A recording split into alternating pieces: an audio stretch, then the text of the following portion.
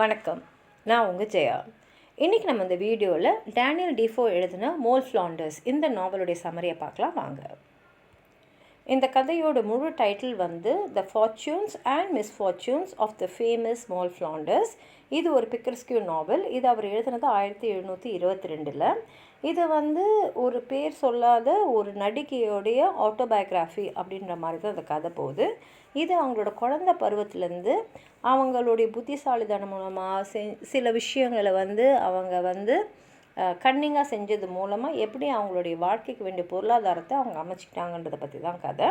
இதில் வந்து அவங்க என்ன சொல்கிறாங்கன்னா, மோல் ஃப்ளாண்டர்ஸ்ன்றது என்னோடய உண்மையான பேர் இல்லை, சட்டத்தில் எந்த விஷயத்துலையும் நான் மாட்டிக்கக்கூடாதுன்றதுனால நான் ஒரு வேறு பேரை வச்சு தான் மோல் ஃப்ளாண்டர்ஸ்ன்னு எனக்கு ஒரு பேரை வச்சு தான் நான் என்னை இங்கே அறிமுகப்படுத்திக்கிறேன்னு சொல்லிட்டு அவங்க பிறந்தது வந்து நியூகேட் பிரிசன்லன்னு சொல்கிறாங்க. ஏன்னா அவங்க அம்மா வந்து தண்டனைக்காக சிறைக்கு போயிருக்காங்க. ஆனால் நான் கர்ப்பமாக இருக்கேன் அப்படின்னு சொன்னதுனால அவங்களுக்கு வந்து தண்டனை தள்ளி போகுது. ஏன்னா சட்டப்படி பார்த்திங்கன்னா கர்ப்பமாக இருக்கிறவங்களை வந்து சிறையில் வந்து மரண தண்டனை தரமாட்டாங்க. அதுக்கு பதிலாக அவங்க வந்து பிரசவிக்கிற வரைக்கும் அவங்கள வந்து வாழ வச்சுட்டு அதுக்கப்புறம் தான் மரண தண்டனை தருவாங்க. ஆனால் மோல் பிறந்துட்ட அப்புறம் அவங்க அம்மா என்ன சொல்லிட்டாங்கன்னா, என்னை வந்து பிரிட்டிஷ் அமெரிக்காவுக்கு அனுப்பிச்சிடுங்க, நான் வந்து அங்கே போய் எப்படியா வாழ்க்கையை பார்த்துக்கிட்டு நான் திரும்பி இந்த நாட்டுக்குள்ளேயே வரமாட்டேன்னு சொல்லிட்டு வாக்கு கொடுத்ததுனால அவங்கள வந்து பிரிட்டிஷ் அமெரிக்காவுக்கு அனுப்பிச்சிடுறாங்க. மோலை வந்து ஒரு ரொமானி ஃபேமிலி வந்து தத்து எடுத்துக்கிறாங்க. ஆனால் அங்கேருந்து அவங்க வந்து சிட்டி ஆஃப் கால்செஸ்டரில் தப்பிச்சிடுறாங்க. 3 வயசாக இருக்கும் போதே அவங்கள வந்து ஒரு அன்பான நர்ஸ் வந்து வளர்க்குறாங்க. அவங்க வந்து அவளை வந்து நீ நல்ல பெண்மணியாக வளரணும், ஜென்டில் விமனாக இருக்கணும் அப்படிலாம் சொல்லி வளர்க்குறாங்க. ஆனால் அவங்க இறக்கும் போது மோலுக்கு வந்து ஒரு டீனேஜ் வயசு இருக்குது. அதனால் அவங்களுக்கு வந்து அவங்களுக்கு தேவையான உணவு தங்க இடம்லாம் இருக்கணும் இல்லையா, அதனால் ஒரு பணக்கார குடும்பத்துக்கு அவங்க வந்து அங்கே வேலை செய்யறதுக்கு போகிறாங்க. அந்த குடும்பத்தை சேர்ந்து அந்த குடும்பத்தோட மூத்த மகன் வந்து மோலோட அழகில் கவரப்பட்டு, நான் உன்னை கல்யாணம் பண்ணிக்கிறேன், ஆனால் இப்போ பண்ணிக்க முடியாது, எனக்கு அந்த என்னோடய சொத்தெல்லாம் என்கிட்ட வந்துடும்ல, அப்போ நான் உன்னை கல்யாணம் பண்ணிக்கிறேன்னு சொல்லிவிட்டு அவகிட்ட வந்து தவறவே நடந்துக்கிறான். ஆனால் என்ன ஆகிடுதுன்னா, மூலம் வந்து அவரை நம்ம கல்யாணம் பண்ணிக்கிறோன்னு நினச்சிட்டு அவங்ககிட்ட ரொம்ப நெருக்கமாகவே இருக்காங்க. ஆனால் அவருடைய தம்பியை வந்து திடீர்னு யாரும் எதிர்பார்க்காம எனக்கு மூளை பிடிச்சிருக்கு, நான் மூளை தான் திருமணம் பண்ணிக்க போகிறேன்னு சொன்னபோது இந்த மூத்த மகன் வந்து இல்லை நானும் மூலம் ஒருத்தர் விரும்புகிறோம், நெருக்கமாக இருந்திருக்கும்னு சொல்லாமல் என் தம்பி வந்து இந்த பொண்ணை விரும்புகிறான், அதனால் தம்பிக்கு அந்த பொண்ணை கல்யாணம் பண்ணி வைங்க அப்படின்னு சொல்லும் போது மூலுக்கு ரொம்ப அதிர்ச்சி ஆகிடுது. ஏன்னா வந்து கணவன் மணியாகவே அவங்க 2 பேரும் வாழ்ந்துருக்காங்க. ஆனால் அவளுடைய நிலைமைக்கு அவளால் இப்போ எதுவுமே சொல்ல முடியல. தம்பியை வந்து கல்யாணம் பண்ணிக்கிட்டு நிறைய குழந்தைங்களை வந்து 2 பேரும் பெற்றுக்கிறாங்க. கல்யாணம் ஆகி 5 வருஷத்தில் ராபின் வந்து இறந்துடுறாரு. அதனால் மூல் என்ன பண்ணுறாங்கன்னா, அவர் மூலமாக பிறந்த குழந்தைங்கள அவருடைய அம்மா அப்பா கிட்டே விட்டுட்டு இவங்க லண்டனுக்கு போயிடுறாங்க. அங்கே வந்து ஒரு விதவையாக வந்து அவளுக்கு ஏற்ற ஒரு கணவர் கிடைக்கிறதுக்காக அங்கே வந்து ஏன்னா வந்து ஒரு கணவர் கிடைச்சாதான் அவளுக்கு வேண்டிய பொருளாதாரம் கிடைக்கும். அதனால் ஒரு பணக்கார விதவை மாதிரி அங்கே நடந்துக்கிறாங்க. அப்போ வந்து ஒரு சிக்கனமாக வாழக்கூடிய ஒரு ட்ரேட்ஸ்மேனை சந்திக்கிறாங்க. அவங்கள வந்து கல்யாணம் பண்ணிக்கிறாங்க. அவங்களுக்கு இன்னொரு குழந்தை பிறக்குது. ஆனால் குழந்தை வந்து சின்ன வயசுலேயே இறந்துடுது. அந்த சிக்கனமாக இருக்கக்கூடிய அந்த ட்ரேட்ஸ்மேன் வந்து அவருக்கு நல்ல வசதியான வாழ்க்கையை கொடுக்குறாரு. ஆனால் கடன் சுமை அதிகமாகிட்டதுனால அவர் என்ன சொல்லிடுறாருன்னா, நான் வந்து ஃப்ரான்ஸுக்கு ஓடி போயிடுறேன், நீ எல்லாருக்கிட்டையும் நான் இறந்துட்டேன்னு சொல்லிவிட்டு நீ வேறு யாராவது திருமணம் பண்ணிக்கோ அப்படின்னு சொல்லிட்டு போயிடுறாரு. மூலம் வந்து மின்ட்க்கு வந்து அங்கே தான் அவங்க முதல்ல அவங்க பேரை மால் ஃப்ளாண்டர்ஸ்னு வச்சுக்கிறாங்க. அங்கே வந்து அவங்க ஒரு இளம்பெண்ணுக்கு உதவி செய்கிறாங்க. ஏன்னா அந்த இளம்பெண்ணு ஒரு ஆணோட பழகியிருக்காங்கன்னு அந்த ஆண் வந்து இவங்களை உதாசனப்படுத்திடுறாரு. அப்போ வந்து அந்த இளம்பெண்ணுக்கு வந்து உதவி செஞ்சு அந்த ஆணோடு சேர்த்து வச்சதுனால இப்போ அந்த இளம்பெண் என்ன பண்ணுறாங்கன்னா, இவங்களை வந்து ஒரு பணக்கார கேப்டன், அவருக்கு வந்து வர்ஜீனியாவில் ஒரு பிளான்டேஷன்லாம் இருக்குது, அங்கே வந்து இந்த கேப்டனோட அவங்க வந்து அவங்கள அறிமுகப்படுத்துகிறாங்க. 2 பேரும் திருமணம் பண்ணிக்கிறாங்க. திருமணம் பண்ணிட்டு அந்த வர்ஜீனியாவில் இருக்கிற பிளான்டேஷனுக்கு வராங்க. அங்கே தான் அந்த கேப்டன் வந்து அவங்களோட அம்மாவுக்கு வந்து அறிமுகம் பண்ணுறாரு. அதுக்கப்புறம் அவங்க அப்படியே ஒன்றா சேர்ந்து வாழ்ந்துட்டுருக்காங்க. அவங்களுக்கு 3 குழந்தை பிறகுது. அதில் ஒரு குழந்தை வந்து இறந்துடுது. இந்த சூழ்நிலை தான் மோலுக்கு ஒரு பெரிய உண்மை வந்து தெரிய வருது. என்னென்னா, அவங்க இவ்வளோ நாள் மாமியாருன்னு நினச்சிட்டு இருந்தவங்க தான் அவங்க உண்மையான அம்மா அப்படின்னு பார்த்தா, அவங்க அம்மாவுக்கு இருக்கக்கூடிய இன்னொரு கணவர் மூலமாக பிறந்தவர் தான் அவங்களுடைய கணவன். அதாவது இவங்களுடைய ஹாஃப் பிரதராக இருந்தாலும் பிரதர் தானே. இதை வந்து தெரிஞ்சுக்கிட்டு அம்மா என்ன பண்ணிடுறாங்க, இல்லை நீ அவங்ககிட்ட எதுவும் சொல்லாத அப்படின்னு சொல்கிறாங்க. இவங்களும் சரின்னு சொல்கிறாங்க. ஆனால் தன்னுடைய ஹாஃப் பிரதர் இவர் சகோதரர் மாதிரி உறவில் வராருன்னு தெரிஞ்சிட்ட அப்புறம் ஒரு மனைவியாக மோளால் கணவரை வந்து நெருங்கும் போது ஒரு மனைவியை நடந்துக்க முடியல. அதனால் மோள் வந்து உண்மையை சொல்லிடுறா. 2 பேருக்குமே அதிர்ச்சி ஆகிடுது. ஏன்னா 2 பேருக்குமே தெரியாது, நம்ம சகோதரிகள் தெரியாமல் தான் வந்து திருமணம் பண்ணிக்கிறாங்க. இப்போ என்ன பண்ணிடுறாங்கன்னா, இந்த உண்மை தெரிஞ்சிட்டப்போ நம்ம வந்து கணவன் மனைவியாக வாழ முடியாது சொல்லிட்டு, சரி நம்ம திருமணத்தை நம்ம வந்து முறிச்சிக்கலாம் அப்படி முடிவு பண்ணிடுறாங்க. அப்போ மோள் வந்து திரும்பி இங்கிலாந்துக்கு வராங்க. அவங்களுக்கு பிறந்த குழந்தைய வந்து அங்கேயே வர்ஜினில் விட்டு வராங்க. மோள் வந்து அங்கே பார்த்து போகும்போது அங்கே இன்னொருத்தர் வந்து திருமணம் பண்ணிக்கிறாங்க. ஏன்னா வந்து அவங்க அந்த மாதிரி திருமணம் பண்ணிக்கணுன்ற எண்ணத்தில் தான் வந்தாங்க.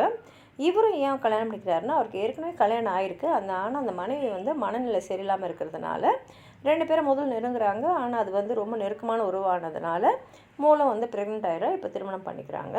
இவர் என்ன பண்ணுறாருன்னா, அவங்கள வீட்டிலே வச்சுக்கிட்டு அவங்களுக்கு வேண்டியது எல்லா ஏற்பாடையும் பண்ணுறாங்க. அவங்களுக்குன்னு ஒரு ஆண் மகன் பிறக்கிறாங்க. ஆனால் அந்த நேரத்தில் தான் இந்த ஜென்டில்மேனுக்கு பயங்கரமான ஒரு நோய் வந்துடுது.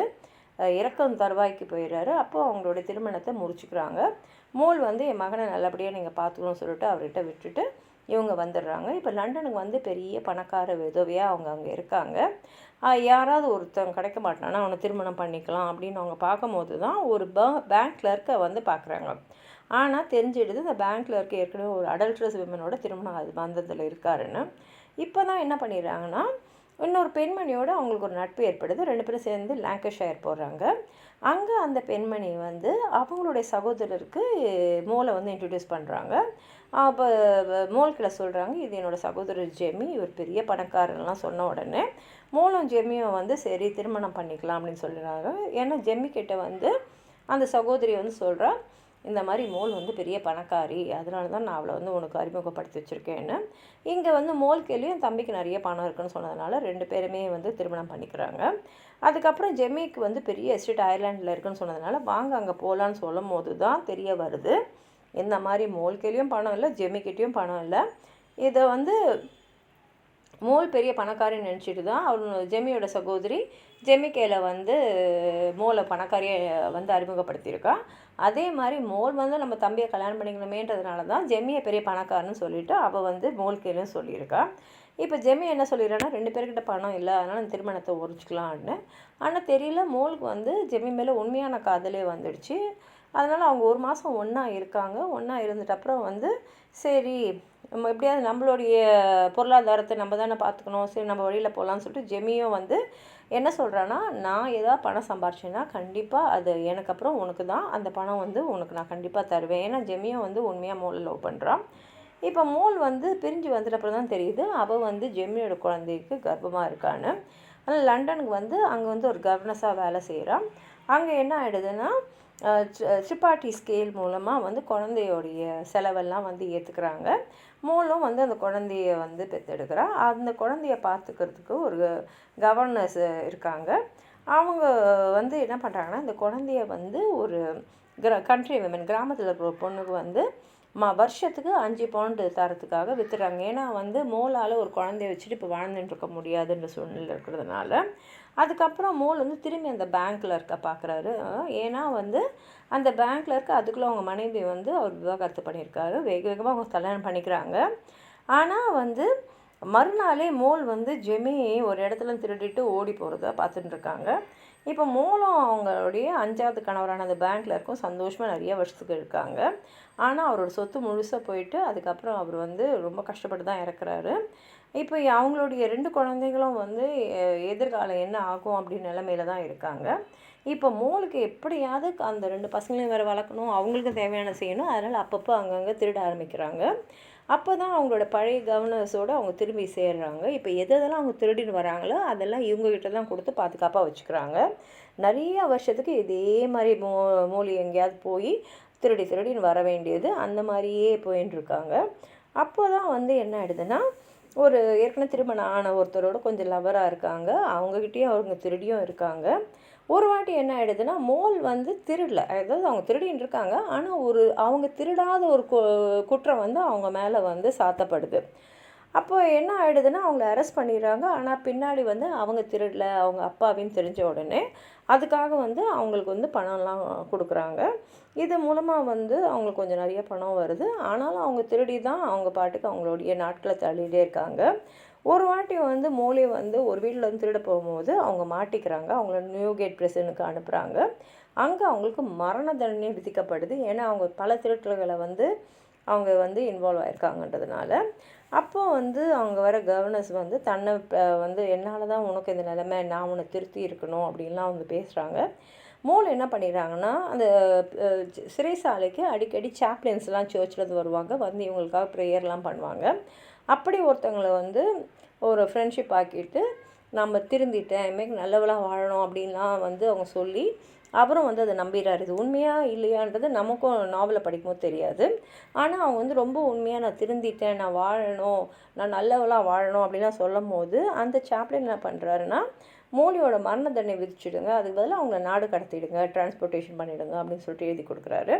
அதே சமயத்தில் ஜெமியும் வந்து அவன் பண்ண திருடுங்களுக்காகலாம் ஜெயிலுக்கு வரான்.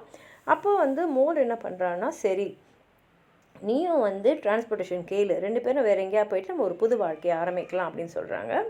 இப்போ வந்து மோல் திருடினதெல்லாம் இந்த கவர்னர்ஸ் கையில் தான் கூட்டு வச்சுருக்காங்க. இப்போ அவங்களுக்கு எதிர்பார்த்த மாதிரியே 2 பேருக்கும் வந்து நாடு கடத்தி போயிடுங்க, நாட்டுக்குள்ளே வரக்கூடாதுன்னு வந்துடுது. அப்போ அவங்க என்ன சொல்கிறாங்கன்னா, நான் அவங்ககிட்ட கொடுத்ததில் எனக்கு பாதியை மட்டும் எனக்கு கப்பலில் கொடுத்துடு, அதே சமயத்தில் மிச்ச பாதி நீ வச்சுக்கோ, நான் எப்போ கேட்குறோன்னு அப்போ தான் அப்படின்னு சொல்லிட்டு அவள் வந்து போகிறா. அதே மாதிரி கேப்டன் கையில் வந்து என்ன சொல்கிறான்னா, ஏன்னா அவங்க வந்து கேள்விப்படுறது என்னென்னா, இந்த கப்பலில் எடுத்துன்னு போகிறவங்க எல்லாருமே வந்து கீழே இறங்கும் போது அடிமைகளாக வித்துடுறாங்க. அதனால் அந்த கேப்டனோட ஃப்ரெண்ட் ஆகிட்டு எங்களுக்கு ஒரு ப்ரைவேட் கேபின் வைங்க, நாங்கள் அப்போ தான் வந்து அடிமைகளாக விற்கப்படுறதுலேருந்து நாங்கள் தப்பிக்க முடியும் அப்படின்னோடனே ஒரு கேக்கரும் வந்து சரின்னு சொல்லிட்டு ஹெல்ப் பண்ணுறாரு. ஒரு கேக்கரை பார்த்து ஒரு பிளான்டேஷன், ஒரு சின்ன பிளான்டேஷனை மேரிலேண்டில் கிட்ட ஆரம்பிக்கிறாங்க. இப்போ தான் வந்து மோலுக்கு தெரிய வருது அவங்க அம்மா வந்து இறந்துட்டாங்கன்னு. அது மாத்திரம் இல்லாமல் அவங்க திருமணம் பண்ணிக்கிட்டு அவங்களோட ஹாஃப் பிரதரும் இப்போ வந்து பார்வை இழந்துட்டு இருக்கார்.